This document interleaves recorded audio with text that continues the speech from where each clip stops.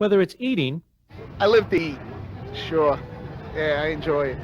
or exercising, I literally lived at the gym, you know. neuroscientists are studying all kinds of addictions.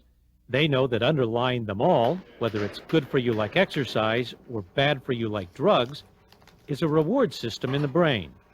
A lot of the similar brain chemicals that you see involved with drug addiction are also going on with natural forms of rewards, such as exercise and eating and sex, for example.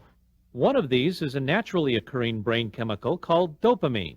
Dopamine in the brain is what motivates us to do things, is what is traditionally associated with a pleasure from eating, with a pleasure from sex, and a pleasure for drugs.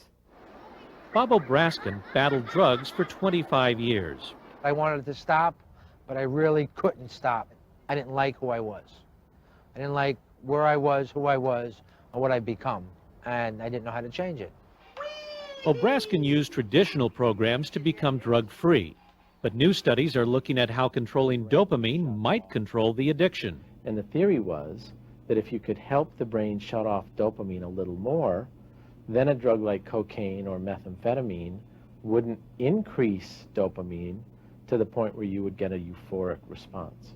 Researchers are looking at an epilepsy drug that might do that.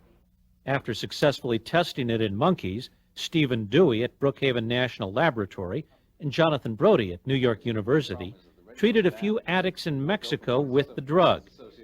Reporting in the journal Synapse, the researchers say the drug, when combined with counseling, seems promising.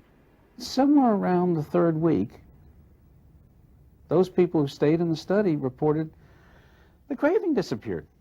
But they emphasize more tests are needed to study the side effects. But what about something that's good for you? I've seen guys with injuries that get hurt and they won't stop working out.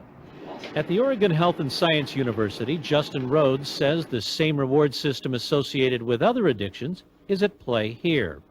Rhodes studied the effects of exercise on brain cells, or neurons, in mice.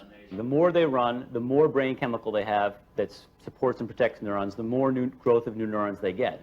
But Rhodes reported in the journal Behavioral Neuroscience that too much exercise did not necessarily mean better brains. He bred mice to be exercise addicts, seen on the left, and compared them to normal mice, shown on the right. The mice had to find this platform in a tank of colored water. To his surprise, the exercise addicts performed badly. He thinks overactivity could be damaging their brains. There's only so many new neurons and so much brain chemical that you can get with a certain amount of running, and they reach that max. He believes this may also be true for people. Even so, he agrees getting people off the couch will be harder than getting them off a treadmill. Exercise? No, just lifting heavy sandwiches. That's about it. So whatever the addiction, whether it leads to more weight or more weights, scientists are finding new clues about the brain to help solve the riddle of addiction.